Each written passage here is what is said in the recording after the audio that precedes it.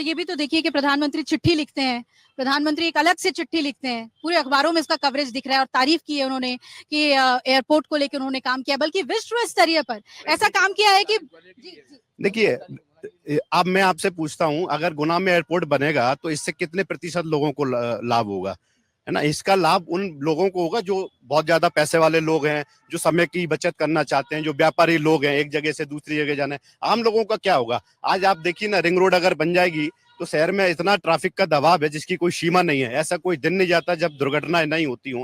अभी कुछ दिन पहले ही भाजपा के 2 नेताओं की डेथ हो जाती है। इतनी बड़ी घटना के बावजूद यहाँ के नेता नहीं चाहते कि अगर हम रिंग रोड पर अगर आज हम घोषणा कर दें और चुनाव के बाद इस पर काम हो जाए तो कितना अच्छा रहेगा। तो उनकी कई बातों पर भी अमल नहीं हो पा रहा है। आप क्या कहेंगे? नाराजगी है लोगों के अंदर।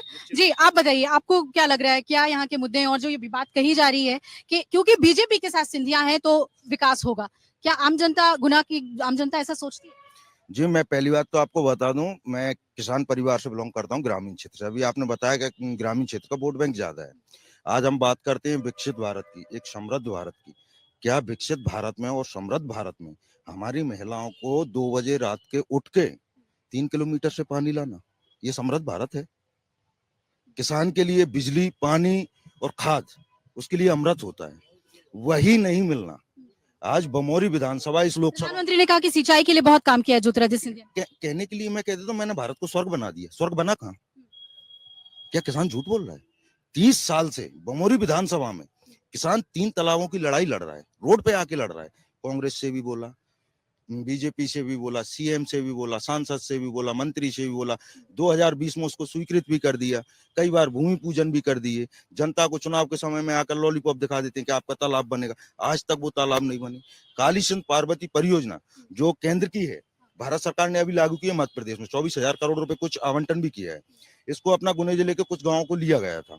उसमें जो काली सिंध पार्वती नदी है वो अपने बमोरी विधानसभा को छूकर निकलती है, उसके 100 गांवों को वंचित कर दिया गया। वहां पे आज आप देखिए, अभी देख रहे हैं हम वर्तमान में, 1,000 फीट पे पानी नहीं। क्या ये भारत है? सीधा फिर बीजेपी से हम ले लेते हैं। ये बहुत विकास के बहुत अहम मुद्दे हैं, ग्रामीण इलाकों के बहुत अहम मुद्दे हैं, पानी को लेकर कि किसान सड़क पे उतर रहे हैं, तालाबों को लेकर आंदोलन कर रहे हैं, सुनवाई नहीं है। मैडम, विकास की प्रक्रिया ऐसी है कि निरंतर चलने वाली है। बमोरी विकास खंड में एक जमाना था, इसे काले पानी की सजा मानी जाती थी जब कोई कर्मचारी का वहाँ ट्रांसफर कर दिया जाता था। आज देखिए, अब सड़कों का जाल बिछा है, 50 स्टॉप डैम बने हैं। सड़कों का काम तो अच्छा है नितिन गडकरी जी के लिए, लेकिन यहाँ सिंधिया जी को सवाल पूछे जा रहे हैं ना। स्टॉप डैम बने हैं 50 और भरे हुए हैं। और चूंकि प्रक्रिया ये सत्य है कि विकास की प्रक्रिया निरंतर चलती है, आगे भी काम होंगे। एक विराट व्यक्तित्व हमारे साथ सांसद बनकर आ रहा है तो निश्चय ही विकास के काम और अधिक होने वाले हैं। विकास की गंगा बहने वाली है, विकास की गंगा बहेगी। चलिए, जी जी जी। एयरपोर्ट 45 करोड़ में एयरपोर्ट बनते हैं। मैं आपसे मानना चाह रहा हूँ कि सिंधिया ही चुनाव लड़ रहे हैं, अच्छी बात है। गुना में उनका पहले से भी लड़े हैं कांग्रेस में, और अब वो बदल के बीजेपी में आ गए, वो भी बदल गए। कांग्रेस में नहीं लड़े पहले, अब बीजेपी लड़ रहे हैं। अभी पूरे मध्य प्रदेश को, पूरे भारत को मालूम है कि सिंधिया जी ने ग्वालियर में कितना पैसा फूका है। एक पूछना, आप बीजेपी वालों से पूछना, या कि उनसे बड़े नेताओं से पूछना, मोदी जी से ही पूछ लेना, तो अगर आपकी बात हो जाए कि ना, सिंधिया जी ने ग्वालियर में अटूट पैसा फेंक दिया।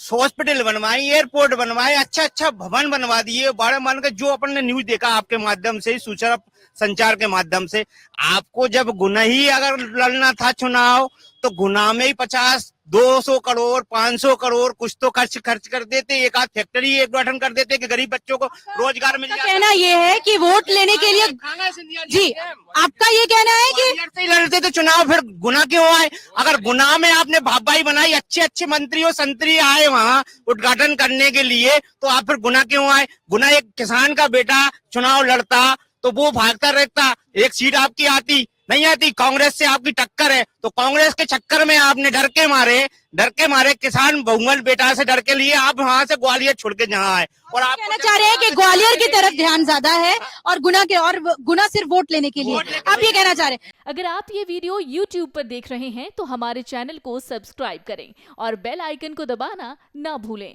अगर आप Facebook पर ये वीडियो देख रहे हैं तो हमारे पेज को लाइक करें।